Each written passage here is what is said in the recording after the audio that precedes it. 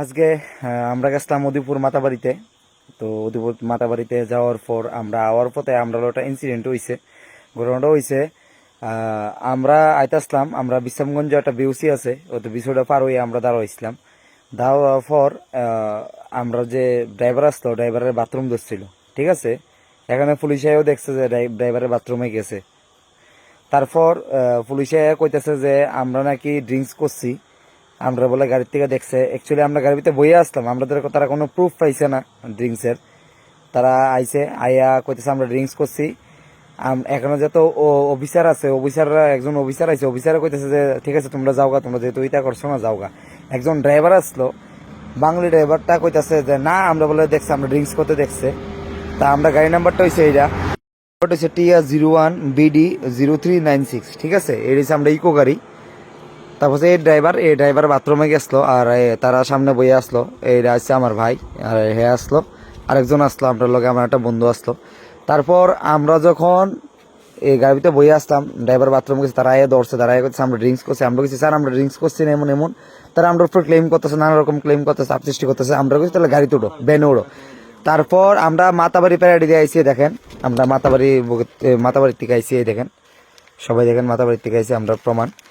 তারপর আমরা কি করছি, আমরা কইছি যে স্যার আমরা তো কোনো দোষ নাই, আমরা ঠিক আছে, আমরা আমরা তো কোনো দোষ নাই, আমরা ঠিক আছে, আমরা বেনে উঠতে রাজি। তো আমরা বেনে উঠতে গেছি। বেনে উঠানোর পর আমি, আমার ভাই আর দুজন ছেলে উঠছিল।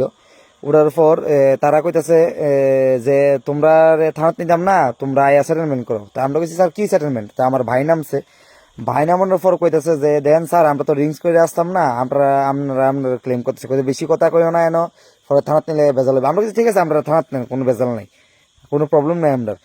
তো তাই এখানে বড় অফিসার আছে, তাই না কইতাছে যে এত কথা কয়ে লাভ নাই।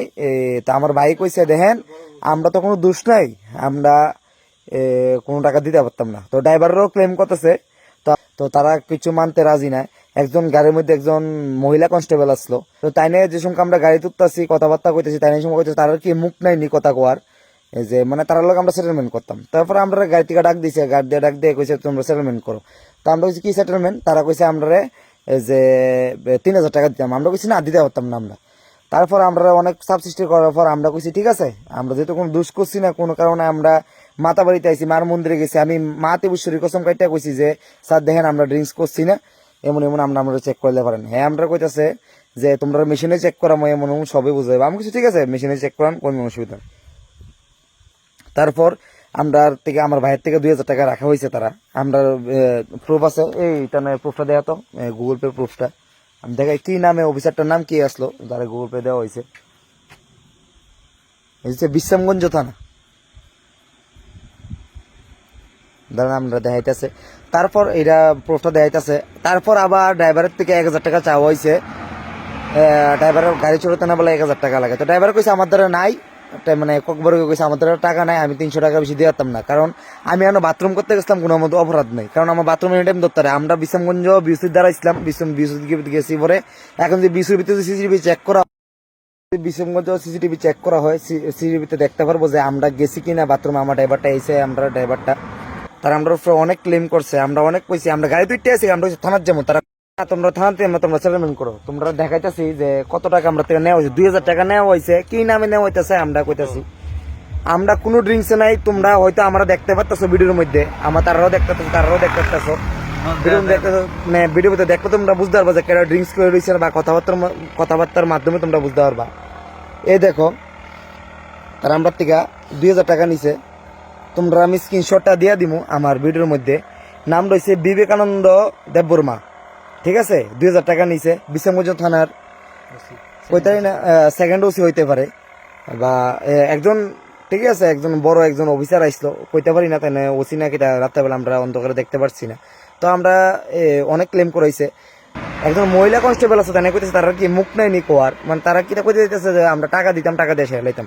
তারপর আমরা দেখুন আমরা উদয়পুর মাতাবাড়িতে গেছি, আমরা রাত্র হইতেছে, কারণ আমরা বাড়ি যেতে রাত্র হইব।